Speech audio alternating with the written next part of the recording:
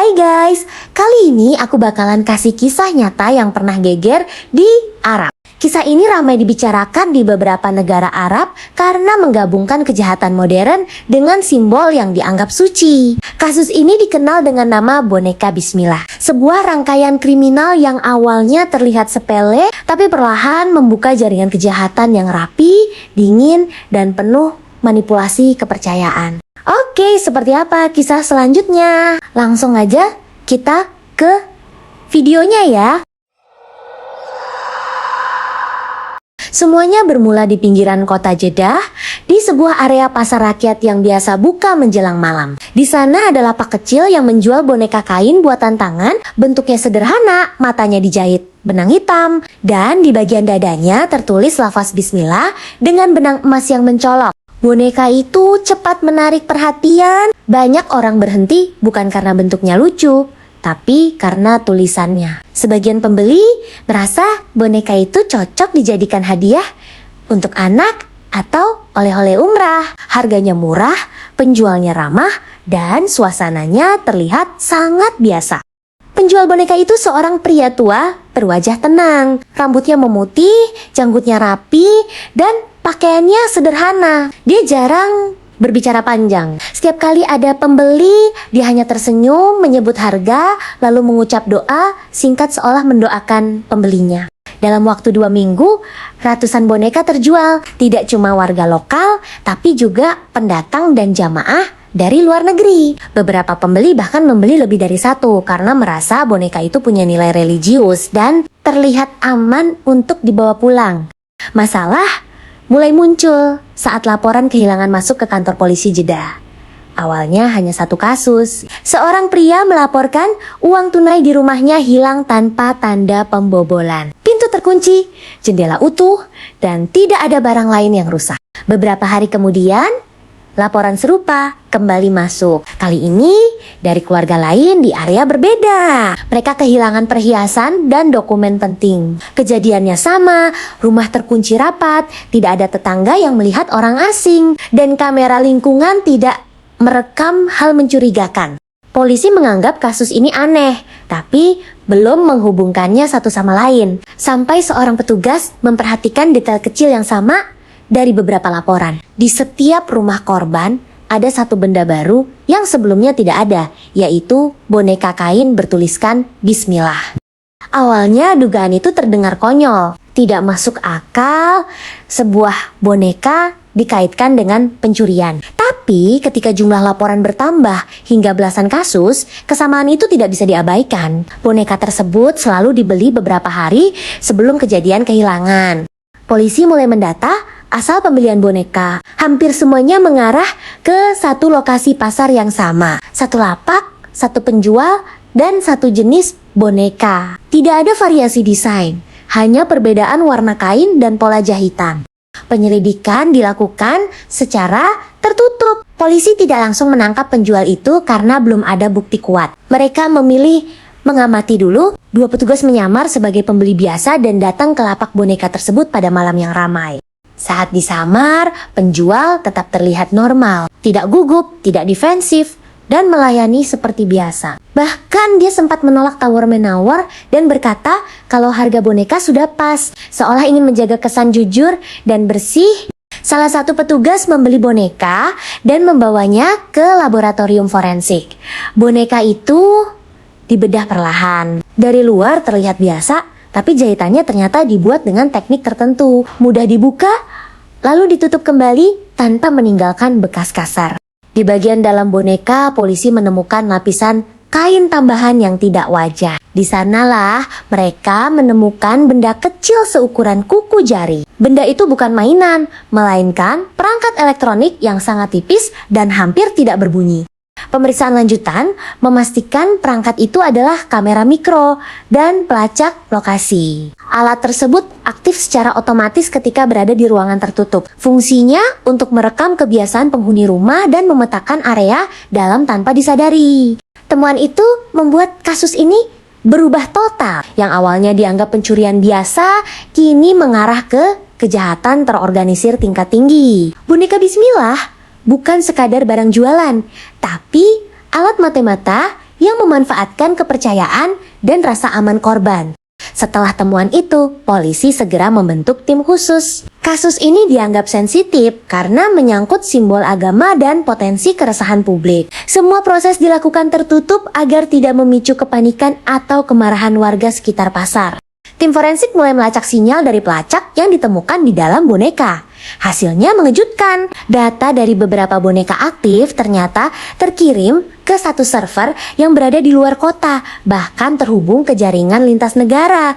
Dari data rekaman, terlihat aktivitas rumah korban selama beberapa hari. Jam penghuni keluar rumah, sudut ruangan yang sering dipakai menyimpan barang berharga, sampai kebiasaan mematikan lampu malam. Semuanya terekam rapi tanpa disadari pemilik rumah. Pola pencurian akhirnya terbaca jelas. Setelah data terkumpul, komplotan lain masuk ke rumah korban dengan kunci palsu atau akses yang sudah mereka pelajari. Mereka bekerja cepat, hanya mengambil barang tertentu, lalu pergi tanpa meninggalkan jejak. Penjual boneka ternyata bukan pelaku lapangan. Dia berperan sebagai pengumpul data. Usianya yang tua dan penampilannya yang religius membuat orang jarang curiga. Justru citra itu yang dijadikan tameng utama kejahatan ini. Polisi mulai menyelidiki latar belakang pria tersebut. Identitasnya ternyata palsu. Dokumen yang dia gunakan dibuat rapi, tapi setelah ditelusuri lebih dalam, pria itu sudah beberapa kali berpindah negara dengan identitas berbeda selama puluhan tahun. Penyelidikan diperluas ke kota lain, polisi menemukan boneka serupa dijual di Mekah, Madinah, dan Riyadh. Semua boneka memiliki pola jahitan yang sama dan perangkat identik di dalamnya. Jumlahnya sudah mencapai ribuan unit. Pihak berwenang langsung bekerja sama dengan aparat keamanan nasional. Kasus ini dinaikkan statusnya karena melibatkan sindikat internasional. Pergerakan penjual boneka dan jalur distribusinya mulai dipetakan secara rinci. Penangkapan tidak bisa dilakukan sembarangan. Polisi harus memastikan semua jaringan tertangkap sekaligus. Jika hanya penjual lapak yang ditangkap, pelaku lain bisa kabur dan menghancurkan bukti digital yang tersimpan di server utama. Tim siber berhasil melacak lokasi server pengumpul data. Server itu ternyata berada di sebuah gudang sewaan yang tampak kosong. Dari luar terlihat seperti bangunan tidak terpakai. Tapi di dalamnya tersimpan perangkat pemantau dan komputer aktif 24 jam. Penggerebekan gudang dilakukan dini hari. Di sana ditemukan beberapa orang yang sedang memantau layar berisi rekaman rumah-rumah korban. Mereka langsung diamankan tanpa perlawanan. Sebagian besar bukan warga lokal. Dari hasil interogasi terungkap bahwa sindikat ini sudah beroperasi lebih dari 5 tahun. Metode boneka dianggap paling efektif karena minim kecurigaan dan murah dalam produksi. Simbol agama dipilih karena memberi rasa aman palsu.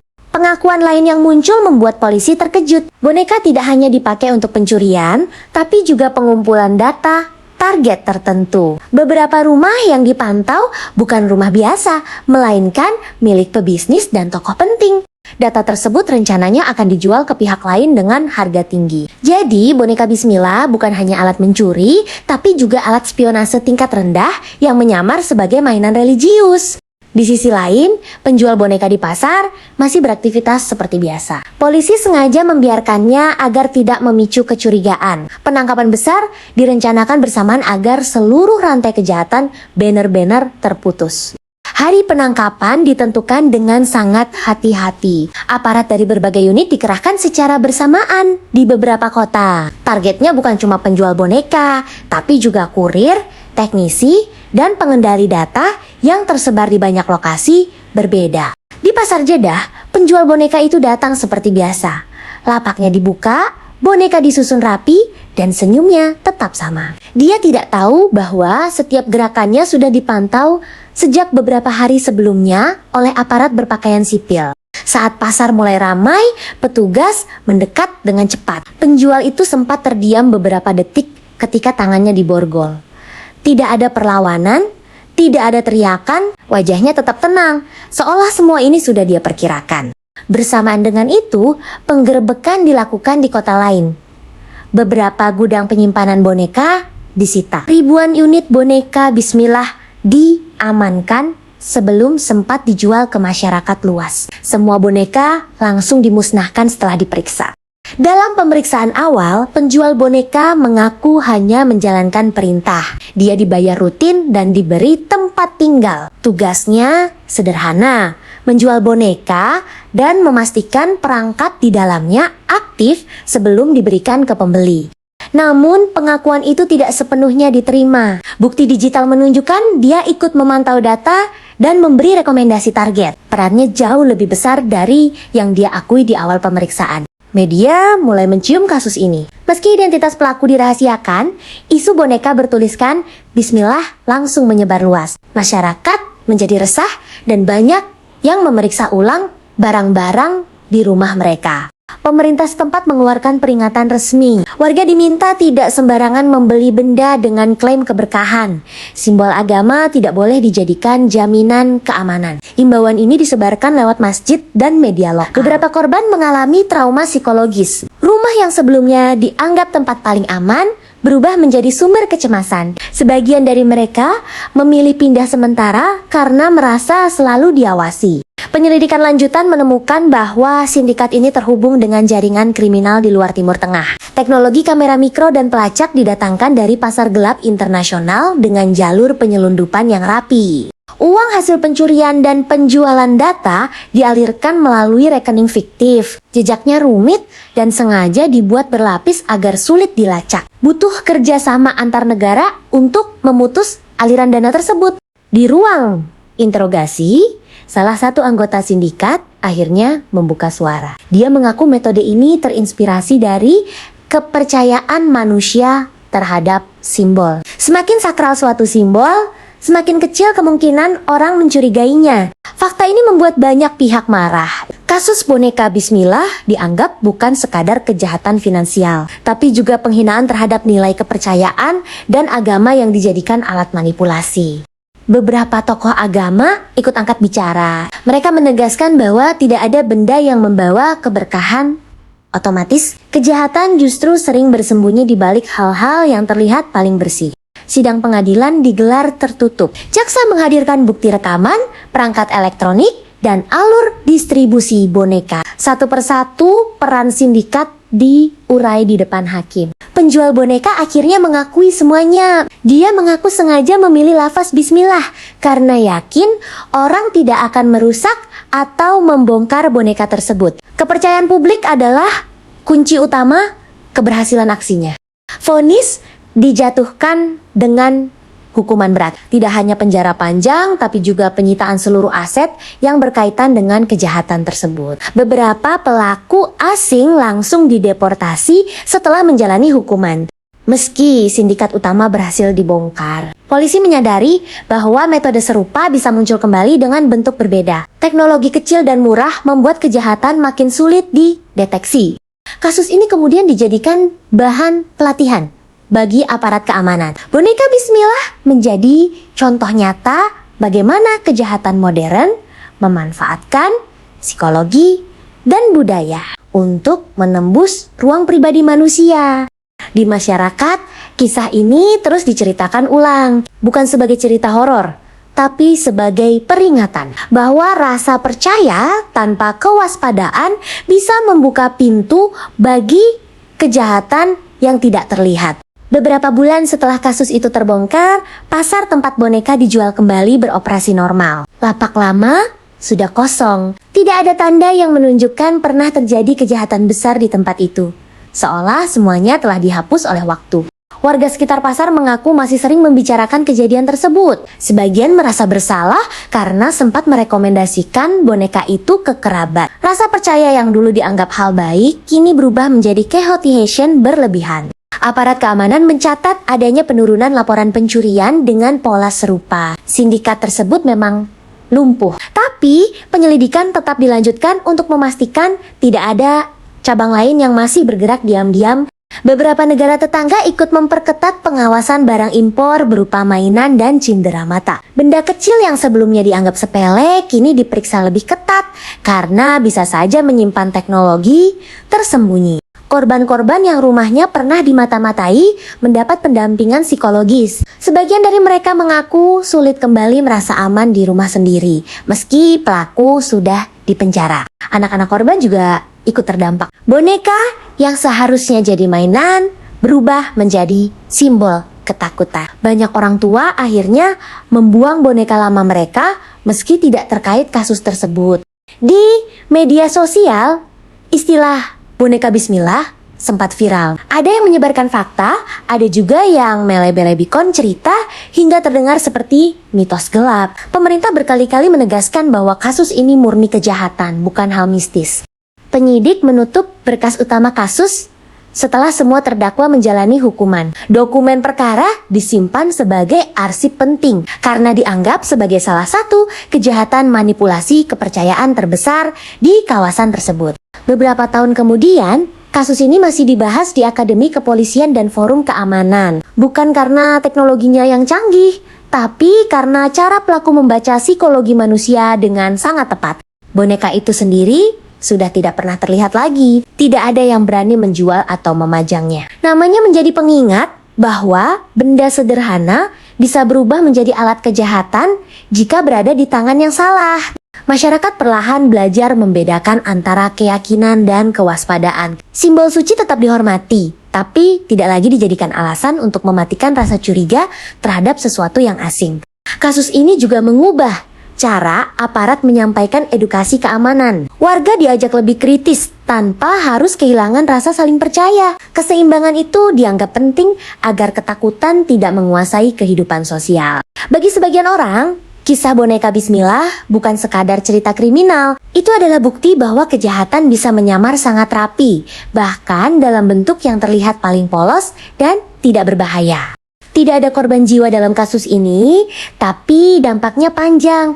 Rasa aman yang rusak tidak bisa langsung diperbaiki. Butuh waktu agar orang kembali percaya bahwa rumah mereka benar-benar milik mereka sendiri. Penjual boneka itu kini hanya menjadi nama dalam berkas perkara. Wajahnya jarang ditampilkan, kisah hidupnya nggak lagi penting. Yang tersisa hanyalah metode kejahatan yang pernah dia jalankan. Beberapa saksi menyebutkan bahwa pria itu tidak pernah menunjukkan penyesalan. Baginya, semua hanyalah pekerjaan. Pernyataan itu justru membuat publik semakin sadar bahwa kejahatan sering dilakukan tanpa emosi. Kasus ini menegaskan satu hal penting, bahwa simbol, doa, dan tulisan suci tidak pernah salah. Yang salah adalah manusia yang sengaja memanfaatkannya demi keuntungan pribadi. Hingga kini, nama boneka bismillah masih digunakan sebagai contoh dalam peringatan keamanan publik. Bukan untuk menakut-nakuti, tapi untuk mengingatkan bahwa kewaspadaan harus selalu berjalan bersama keimanan. Cerita ini akhirnya masuk ke arsip kriminal modern di kawasan Arab. Bukan sebagai legenda, tapi sebagai catatan nyata tentang bagaimana kejahatan berkembang mengikuti zaman dan teknologi. Boneka bismillah pun tinggal cerita, bukan lagi di pasar, bukan lagi di rumah orang. Hanya tersisa sebagai pelajaran pahit bahwa kepercayaan adalah hal paling berharga dan juga paling mudah disalahgunakan. Kisah boneka bismillah di Arab mengajarkan bahwa kejahatan tidak selalu datang dengan wajah menyeramkan. Kadang ia hadir dalam bentuk paling sederhana, memanfaatkan rasa percaya, lalu pergi meninggalkan luka yang tak terlihat. Dan itu dia cerita kisah nyata atau kriminal dari Arab yang menyeramkan juga sih menurutku. Kalau gitu, ya udah guys. Oh iya guys, aku mau minta maaf kalau cerita ini cuma 19 menitan. Soalnya kisah ini cuma 70 paragraf dan ya udah. Buat kalian yang sudah nonton dari awal sampai akhir, jangan lupa like, share, comment, dan subscribe. Dan bye.